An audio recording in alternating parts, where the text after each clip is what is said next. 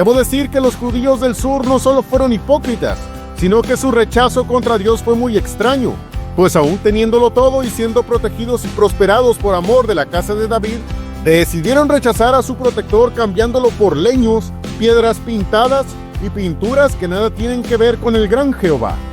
¿Se imaginan? Gente que en su propia vida está la evidencia del cerco amoroso de nuestro Dios, que tienen la prosperidad de todo tipo y aún la más importante, la espiritual, y un sinnúmero de bendiciones que jamás hubieran soñado tener, y aún así decirle a Dios un día: ya no te quiero. Prefiero lo que sube mi perverso corazón más que a ti.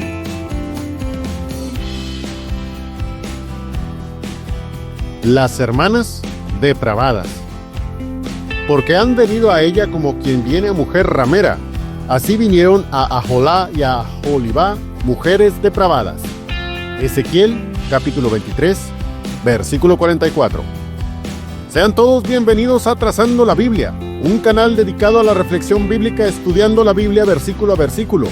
Estamos en el capítulo 23 del libro de Ezequiel, y este es el segundo mensaje basado en el mencionado capítulo. El tema principal lo titulé Las hermanas depravadas, y el día de hoy hablaremos de la apostasía y destrucción del reino del sur Judá y su capital Jerusalén. Ezequiel expone la depravación del pueblo de Dios en figura de dos hermanas entregadas a la depravación e inmoralidad que representan a los dos reinos que por siglos aparecieron en la historia de Israel. Estas dos hermanas tienen dos nombres, tal como lo leímos en el versículo de referencia. La mayor es Aholá y la menor Aholibá.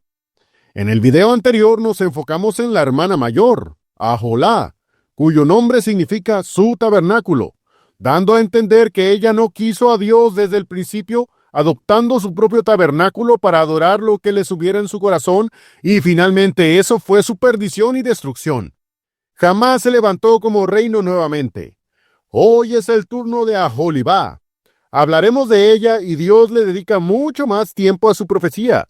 Puede especular el porqué de esa situación, pero lo que sí es claro es que aun cuando empezó muy bien y el reino sureño de Judá, que es a quien esta hermana representa, lo hizo todo bien en un principio, con el tiempo fue degradándose aún peor que su hermana, y los últimos reyes fueron una verdadera vergüenza como pueblo de Dios, haciéndose más paganos que los pueblos alrededor, aun cuando Dios la bendijo tanto que llegó a ser la gran señora de provincias.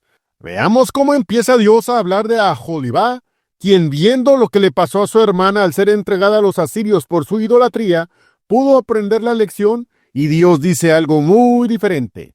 Ezequiel, capítulo 23, versículo 11.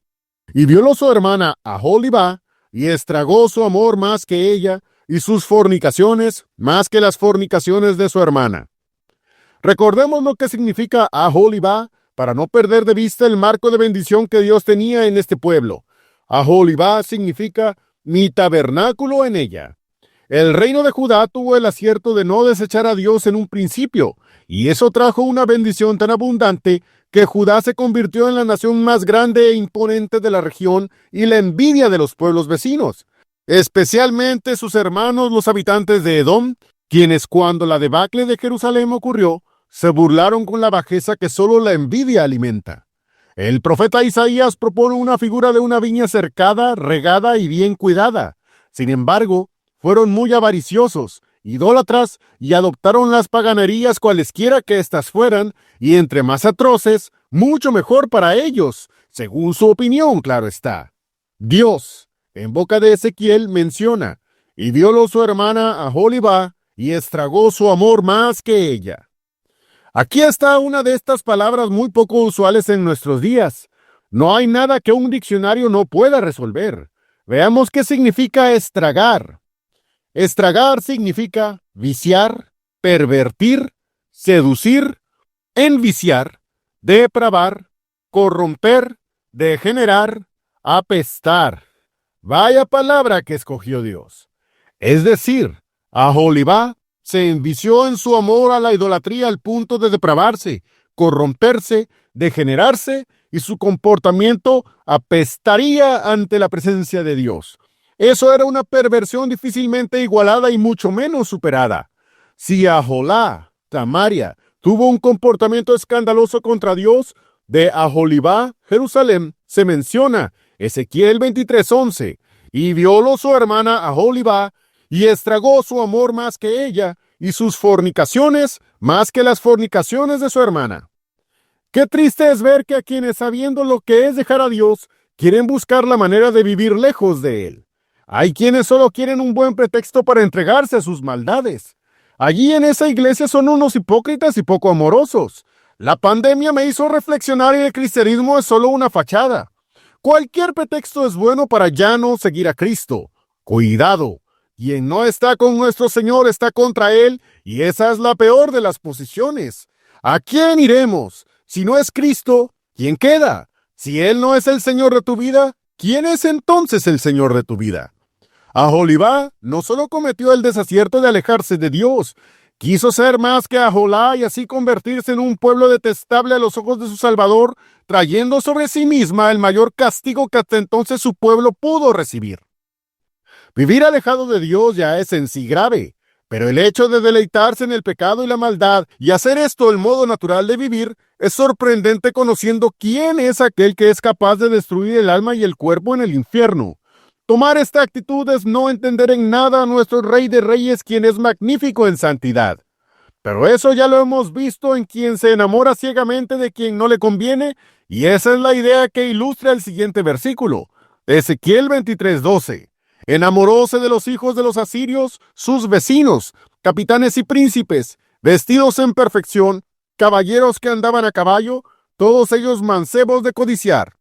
¿Cuántas veces se ha visto que la atracción física en muchos de esos casos es la ruina de una vida entera? Y en este caso es todavía peor, pues fueron los mismos asirios los que convirtieron al reino del norte en puro escombro, ruina y menos que nada. Un desecho del que los mismos hermanos de Judá los despreciarían, aunque fue hipócritamente, apodándolos como samaritanos. Debo decir que los judíos del sur no solo fueron hipócritas, sino que su rechazo contra Dios fue muy extraño, pues aún teniéndolo todo y siendo protegidos y prosperados por amor de la casa de David, decidieron rechazar a su protector cambiándolo por leños, piedras pintadas y pinturas que nada tienen que ver con el gran Jehová. ¿Se imaginan? Gente que en su propia vida está la evidencia del cerco amoroso de nuestro Dios, que tienen la prosperidad de todo tipo y aún la más importante, la espiritual, y un sinnúmero de bendiciones que jamás hubieran soñado tener, y aún así decirle a Dios un día: ya no te quiero. Prefiero lo que sube mi perverso corazón más que a ti. Qué lamentable es ese caso. El éxito que gozo es por mí mismo, pueden decir. La felicidad que disfruto es por mis inteligentes decisiones. Yo soy y nadie me ha ayudado, pues todo lo he podido hacer solo. Oh, ¿qué persona es esa? Codicia más y más lo que se le pone enfrente a lo que piensa de sí misma, teniendo una autoestima enfermiza, creyéndose Dios y que nada puede superarla. Vean el enamoramiento que existe de todo tipo de ideología, cualquiera que ésta sea, sin que se cuestione una coma de ellas. Pero todas las dudas y cuestionamientos a lo que es de Dios están a la orden del día. Ezequiel 23:12 nuevamente. Enamoróse de los hijos de los asirios, sus vecinos, capitanes y príncipes, vestidos en perfección, caballeros que andaban a caballo, todos ellos mancebos de codiciar. Dios vio a Aholá y a Aholibá haciendo lo mismo, ofendiéndolos sin recato alguno y diciéndose a sí mismos todos aquellos judíos: no he hecho maldad. Veamos el siguiente versículo, Ezequiel 23:13. Y vi que se había contaminado. Un camino era el de ambas. Dios ve y entiende cómo llevamos nuestra vida. Sabe lo que hacemos en la luz y en plena oscuridad. Entiende si somos iguales frente a los demás o en la más absoluta soledad. Aún los secretos pensamientos de nuestros perversos corazones, Él ya los ha registrado. No obstante, en el caso de Aholibá, fue peor, mucho peor. Su nombre quería evocar constantemente el amor de Dios. Cada vez que se menciona, dice: mi tabernáculo está en ella. ¿No vemos cuánto lastimamos a nuestro Padre con nuestras malas decisiones? ¿Creen ustedes, mis hermanos, que a Dios le gusta castigar? Si inspiró al apóstol Pedro, que no quiere que nadie perezca, sino que todos procedan a arrepentimiento, ¿creen que no busca en nosotros un corazón arrepentido cuando le fallamos? Pero si la vara de su enojo es necesaria, definitivamente la va a utilizar. Como lo mencioné, el caso de Aholibá fue mucho peor. Aholá se quedó con los asirios y esa fue su perdición. Aholibá no solo se prendó de los asirios, como algo enfermizo, quiso más y más. Bien está descrito en el capítulo 16, Ezequiel 16:30. «Cuán inconstante es tu corazón, dice el Señor Jehová, habiendo hecho todas estas cosas, obras de una poderosa ramera». Muy fuertes son esas palabras, pero muy certeras a la vez. Si no has tenido oportunidad de revisar esa serie de mensajes, te invito a hacerlo. Se llama Corazón Inconstante. Mis estimados oyentes, abrazar un pecado necesariamente traerá otro y otro y otro. Y por definición, se los aseguro, serán más y más escandalosos. Eso fue precisamente lo que pasó con Judá al leer el siguiente pasaje. Advertencia. A partir de estos versículos, es un lenguaje bastante explícito el que Dios utiliza y hay que entender por qué Él se expresa de esta manera. Estamos hablando de un pueblo rebelde y contradictor. Ezequiel capítulo 23, versículos 14 al 17. Y aumentó sus fornicaciones, pues cuando vio hombres pintados en la pared, imágenes de caldeos pintadas de color, ceñidos de talabartes por sus lomos y tiaras pintadas en sus cabezas, teniendo todos ellos parecer de capitanes, a la manera de los hombres de Babilonia, nacidos en tierra de caldeos, enamoróse de ellos en viéndolos, y envióles mensajeros a la tierra de los caldeos, y entraron a ella los hombres de Babilonia a la cama de los amores, y contaminaronla con su fornicación, y ella también se contaminó con ellos, y su deseo se hartó de ellos. En los tiempos de esplendor de Judá, se comenzó a gestar un nuevo imperio. Unos nuevos conquistadores comenzaron a hacerse poderosos, y desde Nabopolassar y después con su hijo, más conocido e incluso mencionado en la Biblia, Nabucodonosor, se levantaron para dominar la tierra, haciéndose un imperio insaciable, los temibles caldeos. El pueblo de Dios, ya habiendo adoptado las deidades asirias, quiso más. ¿No es así vivir en pecado? Vean las palabras de Dios en voz del profeta describiendo una fornicación detestable. Y así nos pudiera ver cuando groseramente nos entregamos a la maldad de este mundo. Creemos que porque la mentira, las palabras torpes, la codicia en el corazón, los malos deseos al prójimo y demás cosas que luego surgen en nosotros son comunes en la humanidad, por eso Dios las pasa por alto. No entendería de dónde salen semejantes pensamientos y la evidencia bíblica grita indudablemente que Dios a quien ama castiga y que no tomará al culpable por inocente. Y en este caso, nuestra culpabilidad es vista por Dios mismo como esa descripción de fornicación tan repugnante que leemos en estos versículos. Los judíos vieron el poderío caldeo y como su mente depravada apuntaba siempre a la idolatría, comenzaron a interesarse por las deidades de ese naciente imperio. Leamos nuevamente el versículo 14. Ezequiel 23:14. Y aumentó sus fornicaciones, pues cuando vio hombres pintados en la pared, imágenes de caldeos pintadas de color. Oh, qué interesantes son las ideas progresistas. Llegan a decir, ¿no has escuchado de los reptilianos? La humanidad es un experimento de una vida extraterrestre superior a nosotros. Hay narrativas que han insertado en este mundo y se toman como verdad, pero son puras falacias, pero como son agradables a los oídos de muchos, pues se adoptan y ya, como esto tan extraño que acabo de describir. A la ley y al testimonio, dijo Isaías. Tenemos la palabra profética más permanente, escribió Pedro. Lucas narró que cuando Pablo predicó en Berea, aquellos bereanos se cercioraban con las escrituras si las cosas que el apóstol decía eran así. Es contundente Dios ante estos enamoramientos. Ezequiel 23, versículos 16 y 17. Enamoróse de ellos en viéndolos y envióles mensajeros a la tierra de los caldeos. Y entraron a ella los hombres de Babilonia, a la cama de los amores, y contaminaronla con su fornicación. Y ella también se contaminó con ellos, y su deseo se hartó de ellos.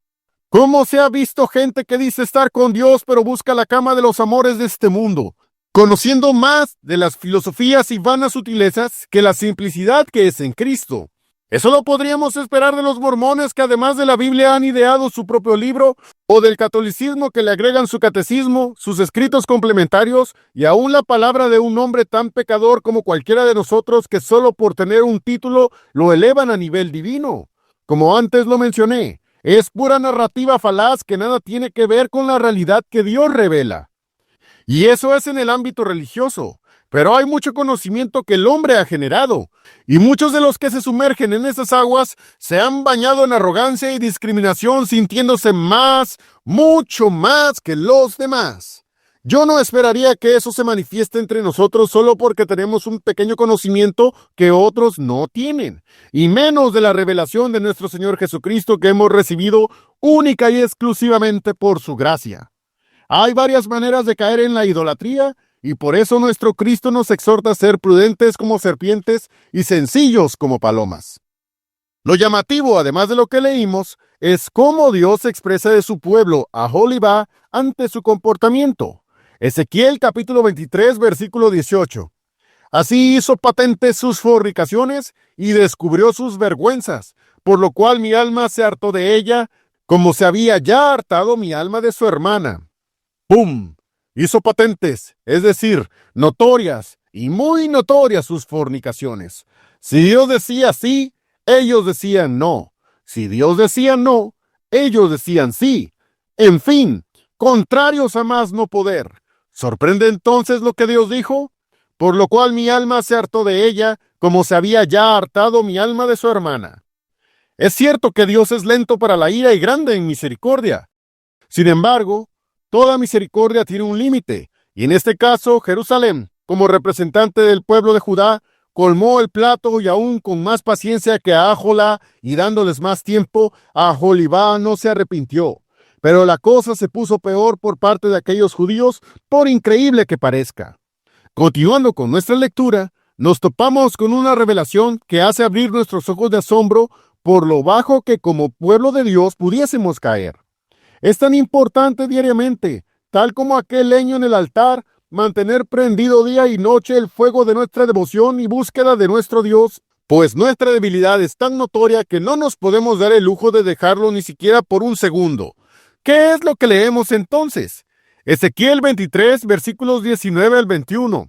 Aún multiplicó sus fornicaciones trayendo en memoria los días de su mocedad, en los cuales había fornicado en la tierra de Egipto, y enamoróse de sus rufianes, cuya carne es como carne de asnos y cuyo flujo como flujo de caballos. Así tornóse a la memoria la suciedad de tu mocedad, cuando comprimieron tus pechos en Egipto por los pechos de tu mocedad. Por eso había dicho que este es un lenguaje muy difícil de digerir. Es muy extremo lo que está diciendo Dios aquí. ¿Debo detallar el acto fornicario que aquí describió Dios? ¿Carne de asnos? ¿Flujo de caballos? Hasta ahí lo dejo, mis hermanos. Lo que retiñe los oídos no es precisamente la inmoral carnalidad que describe Dios por medio de Ezequiel. Es la razón por lo que dice esas palabras. El versículo 19 dice, aún multiplicó sus fornicaciones, trayendo en memoria los días de su mocedad, en los cuales había fornicado en la tierra de Egipto. Recordó su idolatría en Egipto. Y no solo eso, leamos el versículo 21. Así tornaste a la memoria la suciedad de tu mocedad, cuando comprimieron tus pechos en Egipto por los pechos de tu mocedad. La remembranza de sus suciedades en Egipto les produjo placer. Si yo recuerdo mi vida pasada y me deleito en todo aquello que se supone ya dejé, ¿seré yo un alma salvada por la sangre de Cristo? ¿No está escrito que todo aquello es de vergüenza? Vean a esos ídolos egipcios de su pasado, ídolos asirios imitando a su hermana Judá, el reino del norte, e ídolos caldeos abrazados con amor, configuraron su nueva manera de vivir. ¿Qué figura plantea Dios? No solamente quien deja a nuestro Cristo se deleitará en sus pecados pasados, sino adoptará y hará nuevos hasta que su perversidad forme una vida más detestable que al principio. Perdónenme, pero eso no es el trabajo de nuestro Salvador en una vida cristiana. Hoy tenemos que ser mejores que ayer. Pues ¿cómo podríamos predicar que Cristo cambia vidas si no ha cambiado la nuestra? Eso no tiene ningún sentido. Esta palabra contra Aholibá es abundante por lo que notamos. Dios hizo mucho por este pueblo, pero ellos simplemente dijeron, no te queremos. Hay muchas lecciones que todavía debemos aprender, pero eso lo tocaremos en la siguiente ocasión. Por ahora solo puedo decir que nuestro Dios Todopoderoso siempre te bendiga. Amén.